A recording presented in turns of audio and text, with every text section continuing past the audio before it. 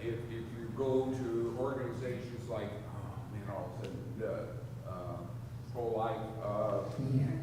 CareNet, you start meeting with people, you go to prayer meetings with people that have others, you can go to Bible studies with others that are in other churches.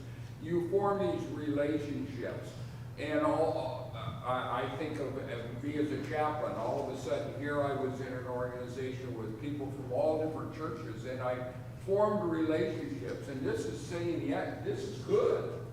This is good to have that relationship. And I have, or we have, when we travel, like you said, we have kind of a hierarchy of churches that we'll seek out first.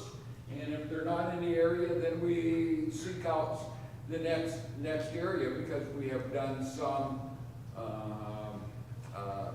research or just getting to know people that, yeah, these have a like interests, like faiths, and I can real easily worship with them with no problems. And vice versa. You get to know churches that you think, oh, no, they're way out somewhere. Yeah, sometimes it's a matter of warning, right? Yeah. But your point's well taken, Karen. Yeah, John?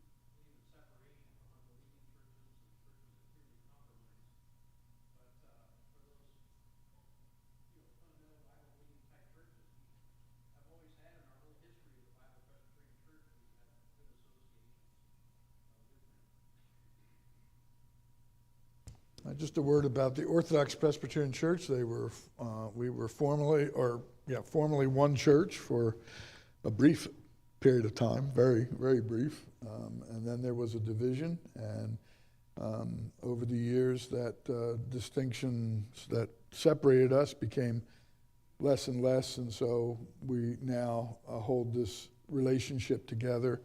And the Hanover Presbytery is a very specific group of churches in the Virginia area that really hark back to almost the beginning of our country. And we continue to have the same kind of fraternal relations with them. Glenn, did you raise your hand up? Even with churches, faith, for example, has split off from us in the past. We still have relationships with all the people within that church. It may not be official as far as our churches, because there are some differences that we have that split us to begin with, but that doesn't keep us from going over there and worshiping with them, or being with those Christians and forming relationships with them. Yeah. Sending our kids to their school. Yeah, and they send their kids to our school. So I mean, there's more going on, I think, than sometimes you think you are, and that we do. Not necessarily an official act, but an unofficial. Our Interchurch Relations Committee, which is a committee of the General Synod, is talking with the United Reformed Churches of North America right now and the Heritage Netherlands Reformed Churches to see about establishing fraternal relations with them as well. And that's a matter of discussions, and we meet together and talk. Our Interchurch Relations Committee, they have committees that do the same thing but have a different name, and they're also interacting with us. So we do have, and we get requests for to consider fraternal relations from time to time. Some we have to turn down Others are in the most basic forms where there's just been exchange of letters, and others are more a little further along in the process, like the United Reformed Churches of North America and the Heritage Netherlands Reformed Churches. And this third point that we are doing this has been a splitting point amongst us too, because we lost some of our churches because they thought we were doing too much with other people. They were separating down to a stronger point than we were willing to separate. They didn't want to do fraternal relationships and stuff. So it's a real hard balancing point. It is. It takes a lot of prayer and patience with one another. Well, we move on now to the principle of the presbytery, which is part of our government.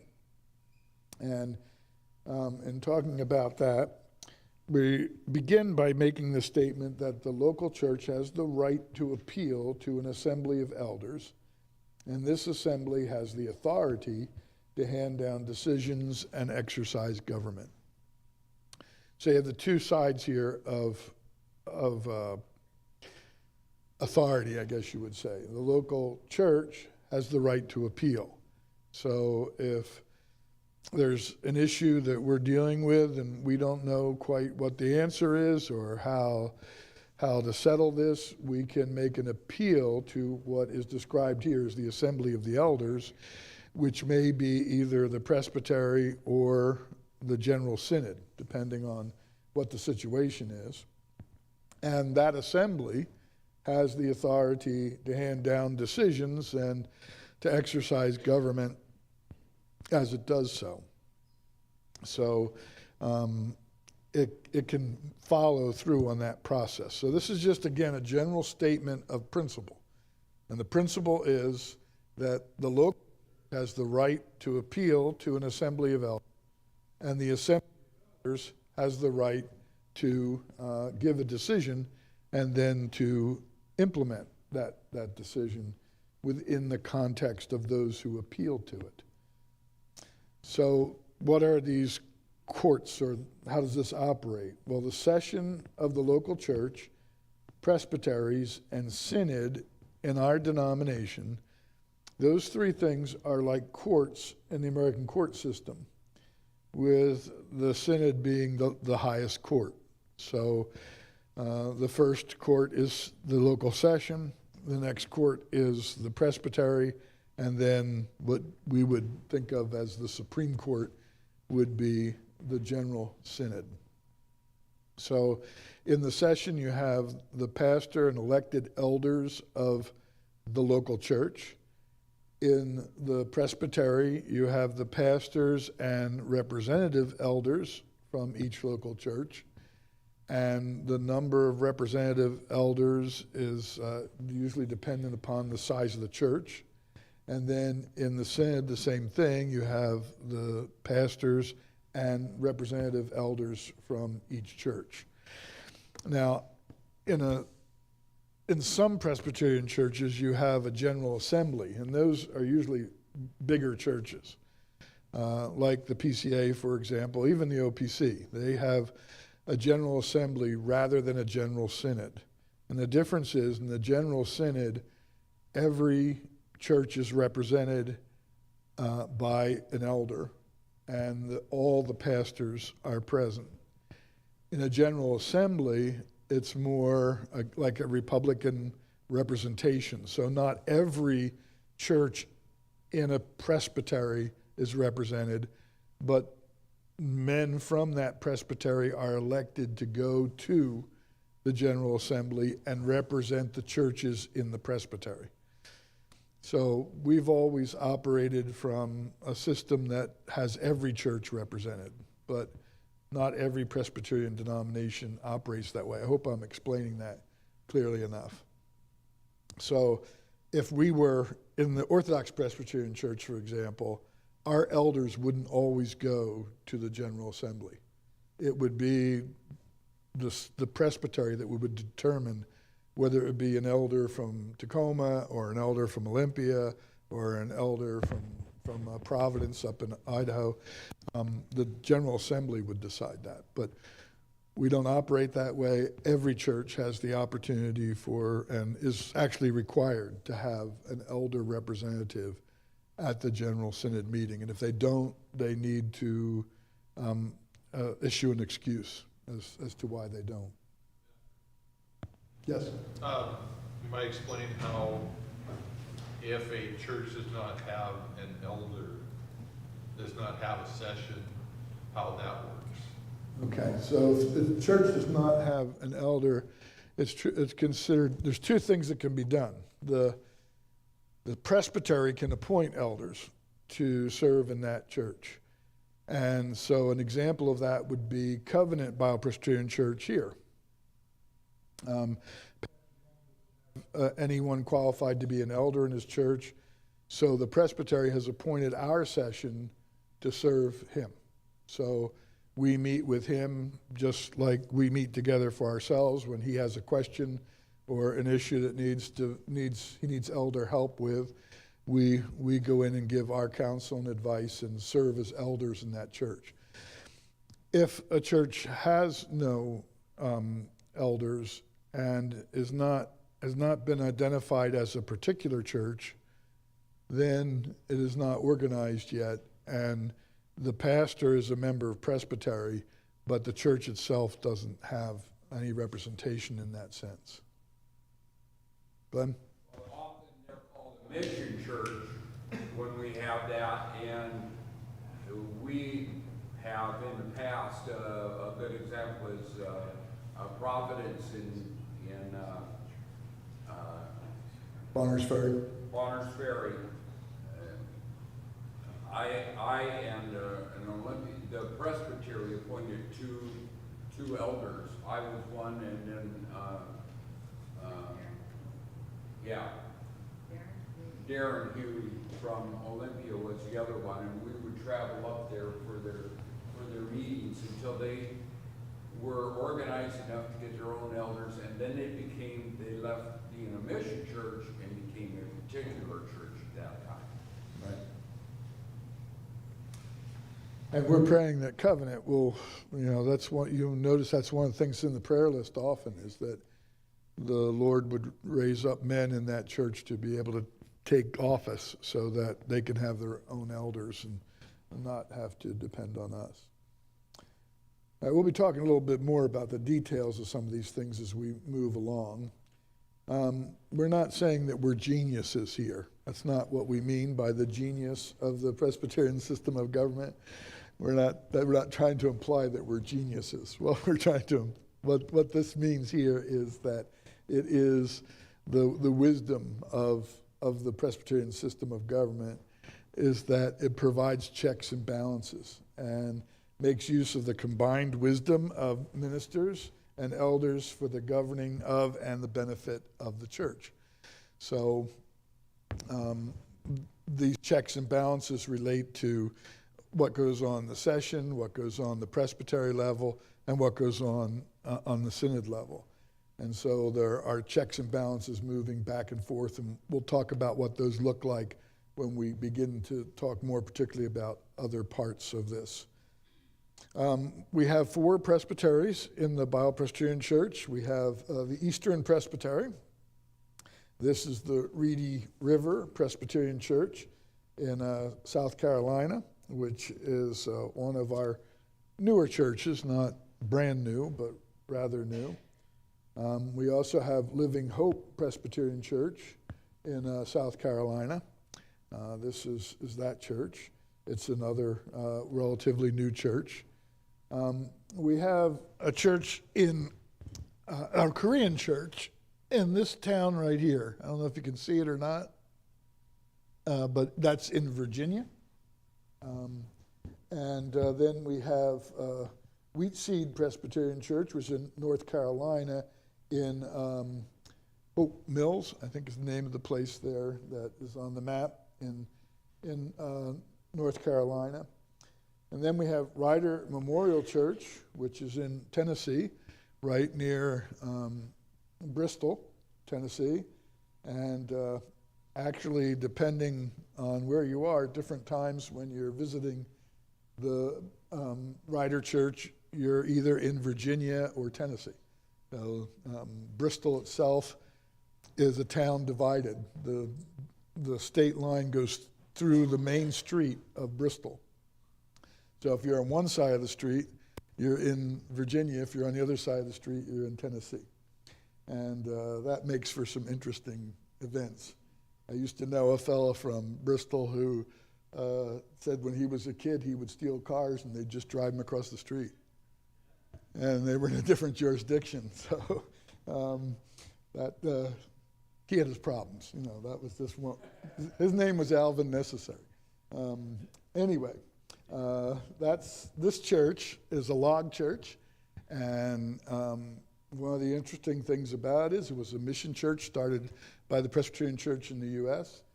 And when they decided to build a church, they're across the street. If you see that porch, if you just walk off that porch and walk straight ahead, you walk into a state forest.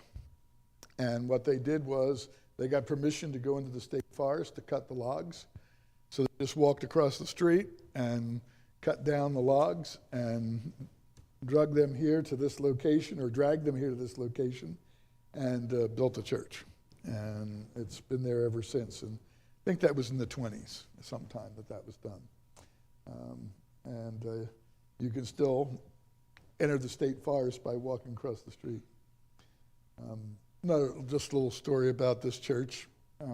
First time I went there, when it joined our Kentucky-Tennessee Presbytery, the pastor, who's not there now, and he's with the Lord, but who was there at the time, he said, "Boys, when you come to the church, don't wear your ties.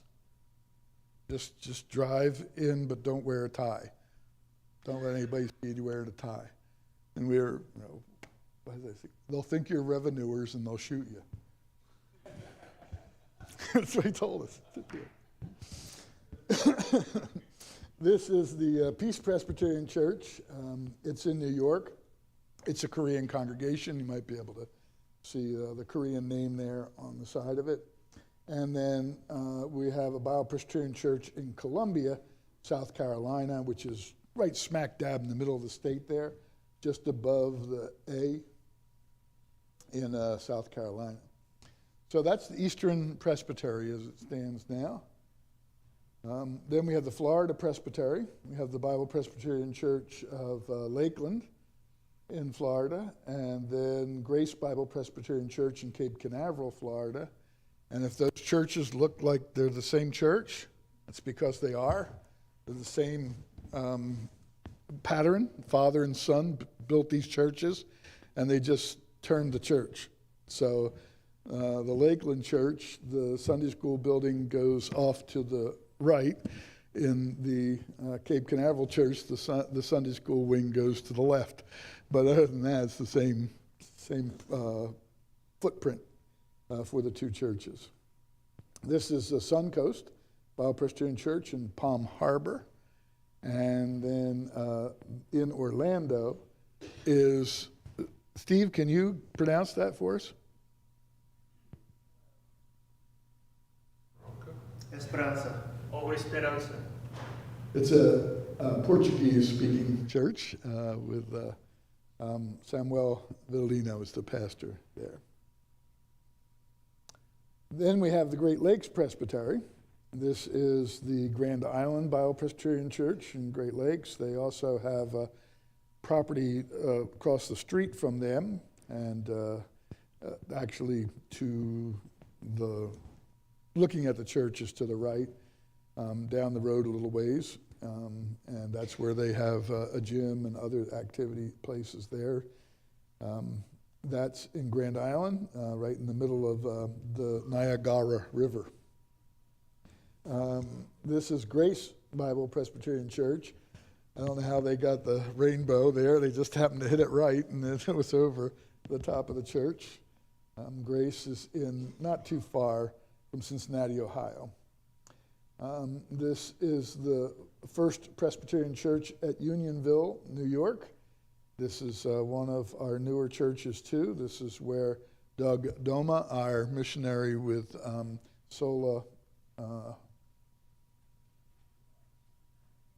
That's it. But he has work on the Appalachian Trail. This is the Wilson Presbyterian Church. It's actually in Clairton, Pennsylvania, but it's very near Pittsburgh. It's a suburb of Pittsburgh. This is the Providence Bible Presbyterian Church in Tennessee, and it is one of our newer churches as well. Yeah, and that was where Synod was this year. And then this is Cornerstone Reformed Church. The first one was Grace Reformed. Let me go back. I'm sorry, got out of order there. This is Grace Reformed. This is Providence. And Providence is the pastor of Grace Reformed is also the pastor of Providence. He preaches there as well. The smaller congregation not too far away. Just a side note on that one, they have a cemetery on each side, and in one of the cemeteries is two brothers from the Revolutionary War are buried. So it's an interesting church to go to. I forgot to mention Cornerstone Reformed Church, which is in St. Paul, Minnesota. So I forgot to put the map up for that, and I apologize. Then you have the Great Western Presbytery, which is what we're a part of. This is the Edmonton Church up in Edmonton, Alberta, Canada. Of course, Olympia. This is Providence in Bonners Ferry in Idaho. This one, hopefully you recognize. Then the church in Scappoose, Mount St. Helens, Columbia area is there. We're thankful for that church. This is the first and only Bible Presbyterian Church in Kalispell, Montana, but they do go by the name First Bible Presbyterian Church there. This is Reformed Bible Presbyterian Church in California, in Weed area, and that's Mount Shasta behind the church there. They have a beautiful setting, and this is actually a storefront church. It's not the church building, it's where the church meets. Excuse me. Then we have Covenant Bible Presbyterian Church, which meets in a familiar place as well.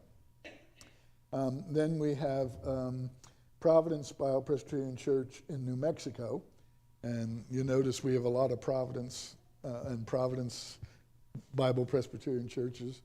We've got a couple of Graces, a couple of Columbias, a lot of names there, but only one First Bible Presbyterian Church in Kalispell. So that's our presbytery, and we have 2 church plants right now and others waiting in the wings. Acts 15 sets forth this principle of church government. The church in Antioch had a matter that reached beyond itself. In other words, it's something they couldn't settle among themselves. So they didn't just settle it independently, but they determined that they needed other churches to give them help in understanding what to do. And so they referred the matter to an external ecclesiastical assembly consisting of the apostles and elders at Jerusalem, along with those who went up from Antioch. So you have this group of apostles, elders from other churches, and representatives from the church at Antioch. And you see that in Acts 15:2. When therefore Paul and Barnabas had no small dissension and disputation with them, that is, some of the elders at Antioch, they determined that Paul and Barnabas and certain other of them should go up to Jerusalem under the apostles and elders about this question. So they weren't to just try to solve it on their own, they were to solicit the wisdom and the direction of others. And so it's on the basis of that example that we draw impart our Presbyterian form of government. So when we look at this whole section in Acts chapter 15, there's certain things that we realize come into play. First of all, that a local church is a complete church fully able to govern itself. So what we're saying there is that the Antioch church could have made this decision itself, but they chose not to. But they could have. They certainly had the right to do so. Secondly, when a local church, first, cannot settle a matter among its, belonging to its sphere, or has a matter that also affects other churches, it has the privilege of appeal to an assembly of the elders. So you see the two grounds there. One, there's something that needs to be decided in the church, and they just can't come to an agreement or don't feel comfortable about the agreement. Then they have the right to appeal to a larger body. Or it may be that what they're about to determine to do is going to affect others around them. And so on that grounds, they also have the right to do that. What impact is this going to have on other churches in our fellowship? Well, we need to go and not just assume that on those churches, but go and give them all an opportunity to have some input on it. John? An individual in a church can also appeal if he's been disciplined by the session. An individual can appeal as well. Right, so when it comes down to the actual working of the system, if an individual in the church feels like they cannot settle with the session, and that's really under number one here, then they can make an appeal to the presbytery. And the presbytery then will take up a review of the case. Request representation to help handle their case as well. Right, they can get representation from an elder to help with it and so on, yeah. Another point we take from Acts 15 is that the inspired Apostle Paul could have ruled on this matter, but he chose not to. And we believe that that was to provide us an example for a time when there wouldn't be any extraordinary officers in the church like apostles. In other words, as an apostle, he had a special inspiration of the Spirit, and so he could have made a judgment on this. But in order to set the government system in order, he chose not to exercise that authority, but rather to appeal to this form of governmental operation. The assembly met publicly, deliberated on the question, and pronounced a decision. So it was a public meeting so that everyone could hear the debate and the discussion and the arguments that were being offered on every level. Then there was deliberation, that is, everyone had the opportunity to speak and to make their arguments, whatever they wanted to say, and then a decision was made by the whole body, and that decision was then accepted by the body, going with the fact that our anticipation that the Lord would speak to the majority of the hearts of these men according to his will, and then the others who may not have agreed or might have been presenting the alternate view submit to the decision of their brothers and pray for the Lord's blessing on it. When we say submit to it, we don't mean just reluctantly saying, well, you decided it, you live with it. It's we decided it, this is what we determine is wise as a body, and now we're going to pray that the Lord will bless that effort that we've entered into, or that decision that we've made. So there have been session meetings and presbytery meetings of a kind, and general synods and general assemblies since early on in the church, with all that goes along with those things. Next, the elders took part in the decision. We know that from Acts 15:2 and 7, and 22 through 23 and 16:4, and we'll look at just part of that. Then pleased did the apostles and elders with the whole church to send chosen men of their own company to Antioch with Paul and Barnabas, namely Judas, surnamed Barnabas, and Silas, chief men among the brethren. And they wrote letters by them after this manner. The apostles and elders and brethren send greetings unto the brethren which are of the Gentiles in Antioch and Syria and Cilicia. And the reason we use this as a proof text here is in the greeting, opening greeting of the letter. Who's offering the greeting? The apostles, the elders, and the brethren. So this is the officers of the churches and the churches themselves are offering you this greeting, and here is our decision, what we've come to. It's also interesting that the main dispute was in Antioch. Yes. But it had probably filtered out in the others, and they wanted to make sure that the other churches out there also knew this. It wasn't just picking on only the Antioch. Right. So it went out to all the churches, Right. even the churches that weren't involved in the dispute. They were exposed to this too. And that was important because what was being said to Antioch was, in the minds of some people, different than what they were inclined to practice, and they needed to see that Antioch wasn't in a state of rebellion against the church by what it was doing, but all the churches could see it, that this is the decision of the body as a whole. Thanks, Glenn. The local churches yielded submission to this decision. We read about that. And as they went through the cities, they delivered them the decrees to keep that were ordained of the apostles and elders which were at Jerusalem. And so were the churches established in the faith and increased in number daily. So we don't see here a direct statement, and so they got the information and they accepted it.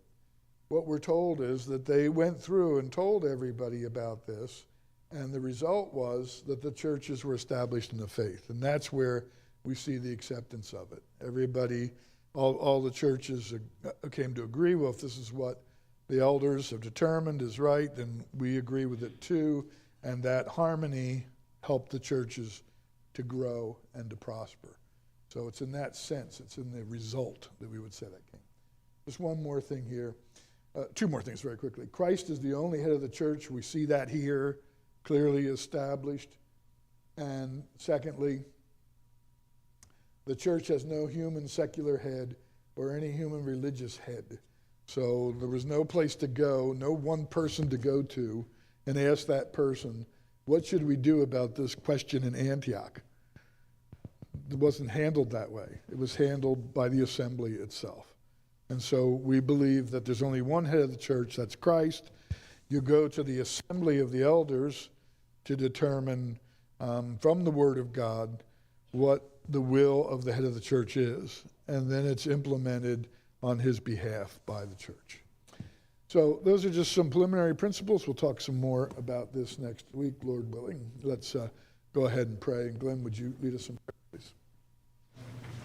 Oh, Heavenly Father, we thank you that you have set forth in your scriptures forms of government of a Christian church, and that how we should regulate ourselves and to fellowship with one another and support one another.